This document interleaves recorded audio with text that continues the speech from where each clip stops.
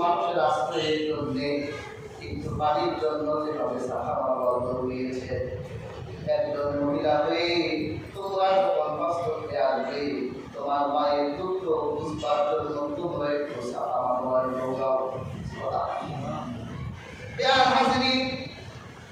সে তো আল্লাহর কাছে তার আস্থার জায়গা রেখেছিলেন, আল্লাহর উপর ভরসা করেছিলেন।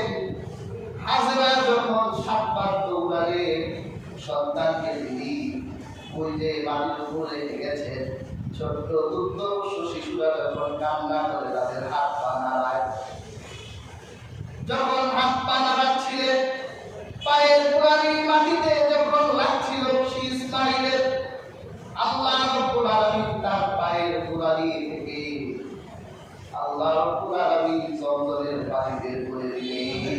সুবহানাল্লাহ। সেই জমজমের পানির ব্যাপারে আল্লাহ নবী বলেছেন, এই জমজমের পানি হলো বরকতের পানি। আল্লাহ রাব্বুল আলামিন জমজমের পানির ভিতরে শুধু তৃষ্ণা নিবারণ রাখেনি, আল্লাহ জমজমের পানির ভিতরে খাদ্যের বরকত রেখেছেন। যদি কোনো ক্ষুধার্ত মানুষ জমজমের পানি খায়, শুধু তার তৃষ্ণাই মিটবে না, বরং তার পেটও ভরবে। আল্লাহর হাবিব সাল্লাল্লাহু আলাইহি ওয়াসাল্লাম তিনি জমজমের পানি দাঁড়িয়ে খেতে, এই জন্য হাদিস আপনার উপর 7 বার দোয়া করে এরপর তারা ওই 2 রাকাত নামাজ পড়ে জমজমের পানি দাঁড়িয়ে খায়, কারণ আমার রহমতের নবী জমজমের পানি দাঁড়িয়ে খেতে।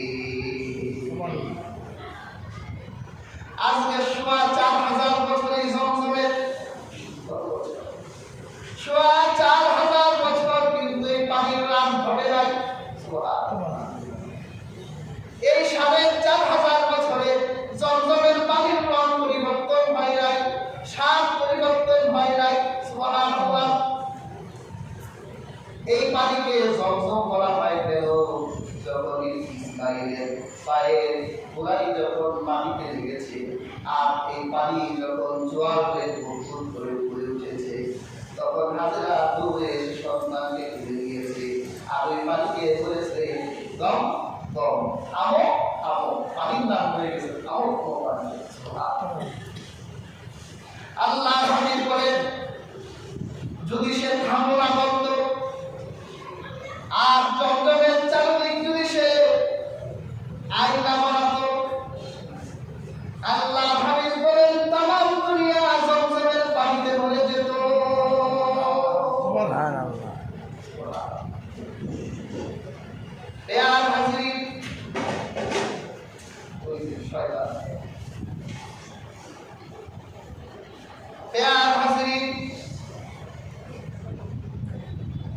যখন হাজেরার পানির ব্যবস্থা হয়ে গেল, পানি ছিল না, পানির ব্যবস্থা হয়ে গেল, কে ব্যবস্থা করলো? আল্লাহ। পাখিগুলো সেই পানির কাছে চলে আসলো, পানি যেখানে পাখি সেখানে, পাখিগুলো আকাশে ঘোরাঘুরি করতে লাগলো। ব্যবসায়ীরা জীবনের কোনোদিনও ওই পথ দিয়ে তারা যেত না, কারণ ওরা জানে ওই পথে কোনো পানি নাই। পথ ভুল করে যে রাস্তায় ঢুকেছে, হঠাৎ করে দেখে আকাশে পাখি উড়ে, ব্যাপারটা কি? আকাশে পাখি উড়ে গেল, এই এসো যাও, ওখানে পানি আছে নাকি? গিয়ে বলে হ্যাঁ পানি আছে, পানির মালিকও আছে। পানির মালিককে, পানির মালিক দেখলাম এক মহিলা মানুষ, তার সন্তান। বলো কি, চলো আমরা গিয়ে দেখি পানিটা কেমন, নোনা পানি না সাদা পানি। গিয়ে দেখে এমন পানি যে পানি তারা কোনোদিনও পান করে নাই। মধুর পানি, এত সুন্দর পানি খেলে হৃদয়টা জুড়িয়ে যায়।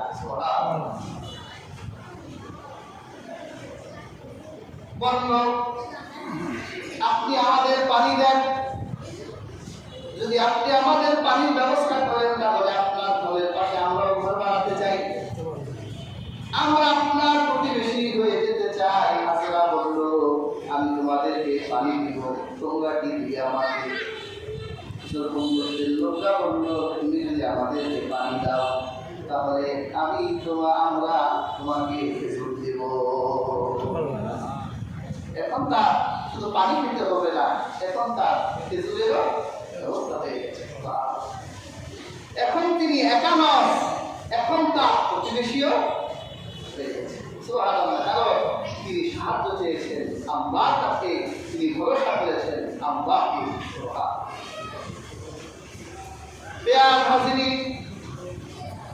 ইব্রাহিম আলাইহিস সালাম তো প্রত্যেক দিন আসতে পারবেন না, আসতেই লাগে 1.5 মাস, আবার যেতে লাগে। তিনি মাঝে মাঝে আসতেন। তিনি যখন মাঝে একবার আসলেন, এসে দেখে হাজেরা এখন একা না, হাজেরার পানি আছে, হাজেরার খেজুর আছে, আবার হাজেরার প্রতিবেশীও আছে। সুবহানাল্লাহ। তিনি সন্তানকে আদর করে আবার তিনি চলে যেতেন। এইভাবে আসা যাওয়া হতো।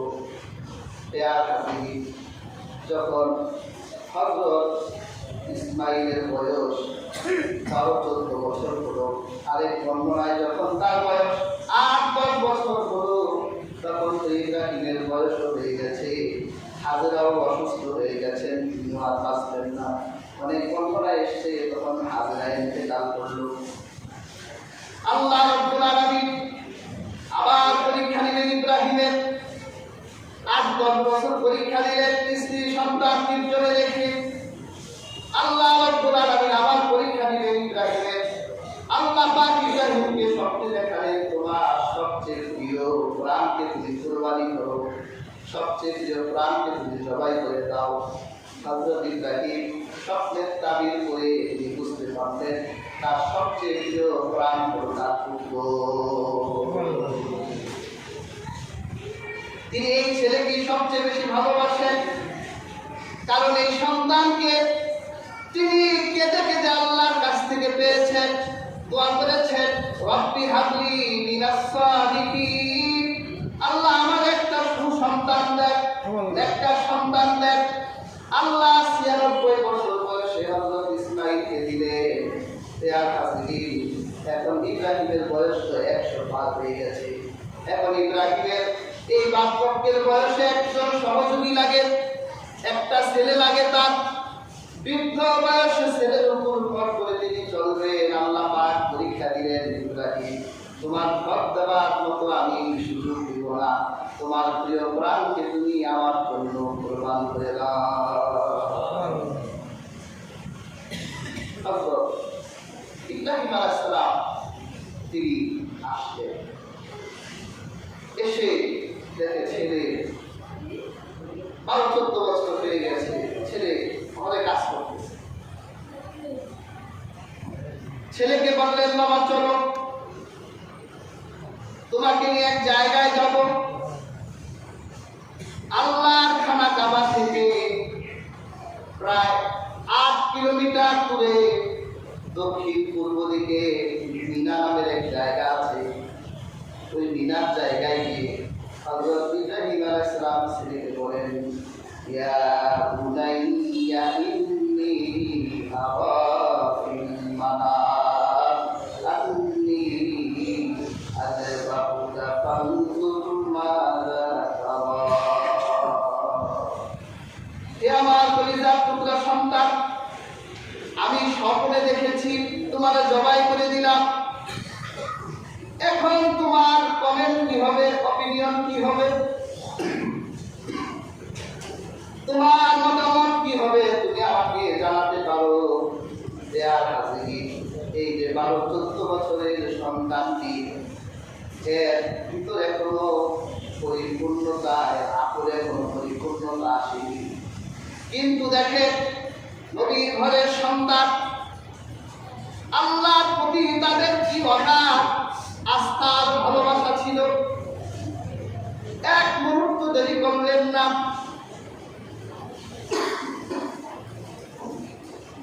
নিজের বাবাকে ডেকে বললেন, আব্বা আপনাকে আল্লাহ রাব্বুল আলামিন যা আদেশ করেছে আপনি তাই পালন করেন। সাতাজিদুনি ইনশাআল্লাহু মিনাস সাবিরিন। অবশ্যই আপনি আমাকে ইনশাআল্লাহ ধৈর্য ধারণকারীদের অন্তর্ভুক্ত হবে। সুবহানাল্লাহ। তাফসীরের কিতাবের মুফাসসিরগণ বলেছেন, যদি ইসমাঈল ইনশাআল্লাহ না বলতেন তাহলে তিনি ধৈর্য করতে পারতেন। সুবহানাল্লাহ। এটা ছোট কোরবানি নয়, নিজের জবাই, গলায় ছুরি দেওয়া হবে, রক্ত প্রবাহিত করা হবে, গর্দা আলাদা করে দেওয়া হবে। এটা কি ছোট পরীক্ষা? মহা পরীক্ষা। মুফাসসিররা বলেছে তিনি কখনো ধৈর্য ধরতে পারতেন না, কিন্তু তিনি ইনশাআল্লাহ বলেছেন, এজন্য তিনি ধৈর্য ধরতে পারতেন। সুবহানাল্লাহ। তাহলে আমরাও কোনো কাজ করলে আগাম কি বলতে হবে? ইনশাআল্লাহ চাইতো, যদি আল্লাহ না চায় সেজন্য আমরা মিষ্টিতে মাতবরি করবো না। মাতবরি কার কাছে দিব? আল্লাহ দিব। ভাই আপনি আসতেছেন, ইনশাআল্লাহ আসতেছেন। প্রিয় হাজিরিন,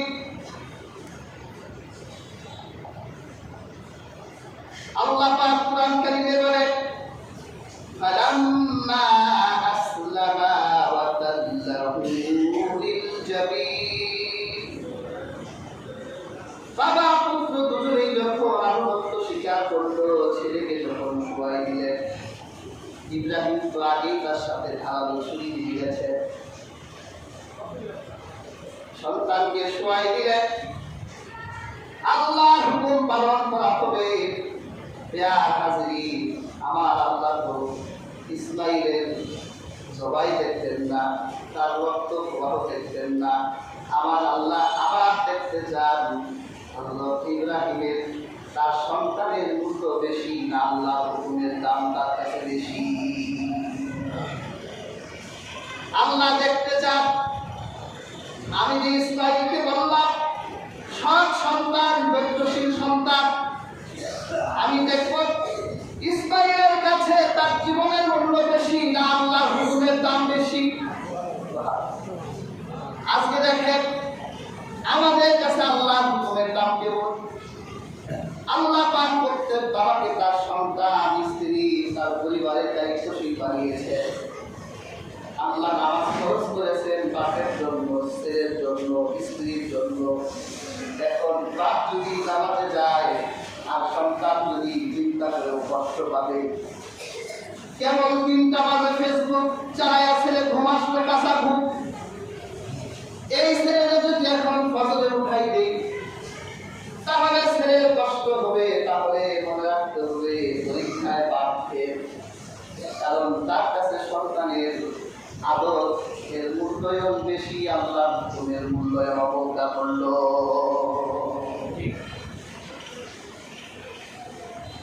আল্লাহ পাক দেখতে চাইলেন ইব্রাহিম কি করে, ইব্রাহিমের আল্লাহ কি করে।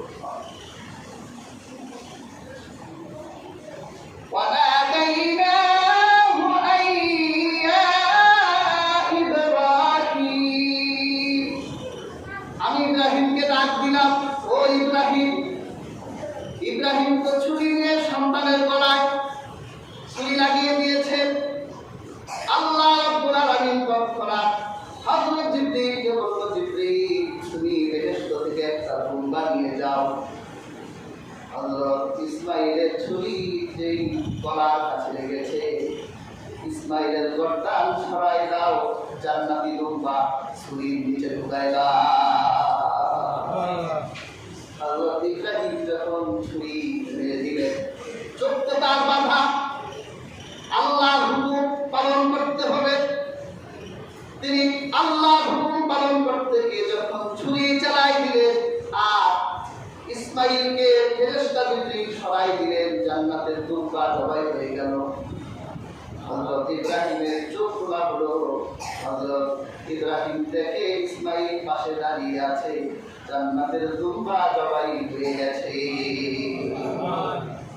আল্লাহ বলেন, নাদাইনাহু ইয়া ইব্রাহিম ক্বাদ সাদ্দাকতা রুইয়া ইন্না কাযা